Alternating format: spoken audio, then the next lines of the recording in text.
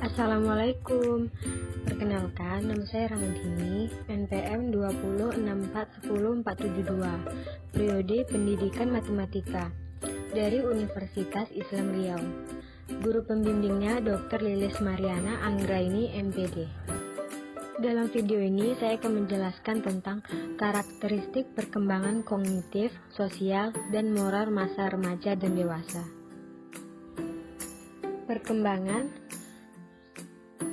Perkembangan adalah bertambahnya struktur dan fungsi tubuh yang lebih kompleks dalam kemampuan gerak kasar, gerak halus, bicara, dan bahasa serta sosialisasi dan kemandirian. Perkembangan merupakan hasil interaksi kematangan susunan saraf, pusat, dan neuromuskuler, kemampuan bicara, emosi, dan sosialisasi. Kesemua fungsi tersebut berperan penting dalam kehidupan manusia yang utuh.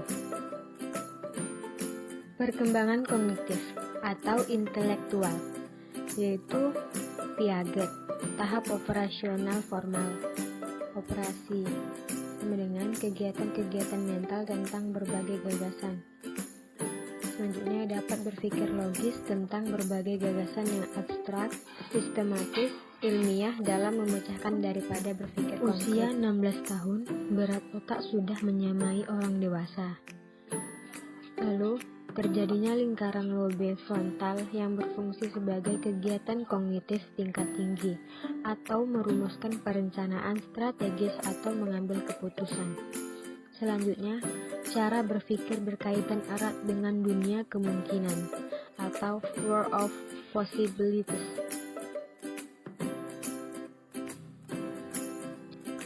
Kemampuan nalar secara ilmiah melalui pengujian secara hipotesis. Sudah memikirkan tentang masa depan dengan membuat perencanaan dan mengeksplorasi berbagai kemungkinan untuk mencapainya. Lalu menyadari proses kognitif itu efisien atau tidak efisien. Selanjutnya berpikir semakin luas, bisa meliputi aspek agama, keadilan, moralitas, dan identitas.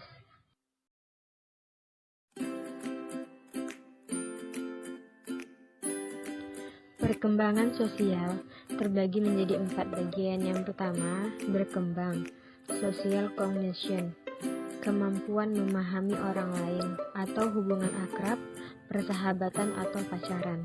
Yang kedua, pemilihan persahabatan dengan kualitas psikologis yang relatif sama dengan dirinya atau interest, sikap, nilai, kepribadian. Yang ketiga, berkembang sikap, conformity, kecenderungan untuk menyerah atau mengikuti opini, pendapat, nilai, kebiasaan, kegemaran, atau keinginan teman sebaya. Yang keempat, harus memiliki social adjustment yang tepat atau kemampuan mereaksi secara tepat dan realitas sosial, situasi, dan relasi. Karakteristik penyesuaian sosial remaja. Yang pertama, di bagian lingkungan keluarga. Dia menjalani hubungan yang baik dengan anggota keluarga atau orang tua dan saudara. Selanjutnya, menerima otoritas orang tua, mau menaati peraturan yang ditetapkan orang tua. Menerima tanggung jawab batasan-batasan atau norma keluarga. Berusaha untuk membantu anggota keluarga sebagai individu maupun kelompok dalam mencapai tujuannya. Yang kedua, di lingkungan sekolah. Yang A, dia bersikap respek dan mau menerima peraturan sekolah. Yang B, berpartisipasi dalam kegiatan-kegiatan sekolah. C, menjalin persahabatan dengan teman-teman di sekolah. D, bersikap hormat terhadap guru, pemimpin sekolah, dan staf lainnya. Yang E, membantu sekolah dalam merealisasikan tujuannya. Yang ketiga, di lingkungan masyarakat. Ada beberapa bagiannya, yaitu mengakui dan respek terhadap hak-hak orang lain. Lalu memelihara jalinan persahabatan dengan orang lain. Bersikap simpati terhadap kesejahteraan orang lain.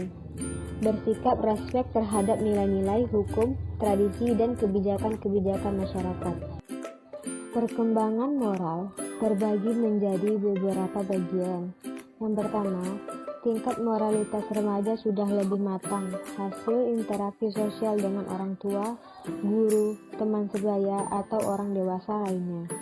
Yang kedua, konsep moralitas tentang kejujuran, keadilan, kesopanan, dan kedisiplinan.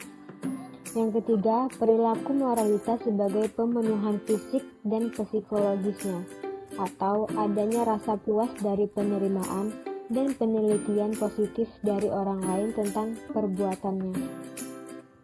Perkembangan kepribadian, yaitu yang pertama, kepribadian merupakan sistem dinamis dari sifat, sikap, dan kebiasaan yang menghasilkan tingkah, konsistensi respon individu yang beragam. Yang kedua, berkembangnya identitas atau jati diri, kesadaran diri, kemampuan mengidentifikasi orang lain, mempelajari tujuan-tujuan agar dapat berpartisipasi dalam kebudayaannya. Yang ketiga, saat pertama, usaha sadar dalam menjawab who am I. Selanjutnya, upaya membantu remaja menemukan identitas diri.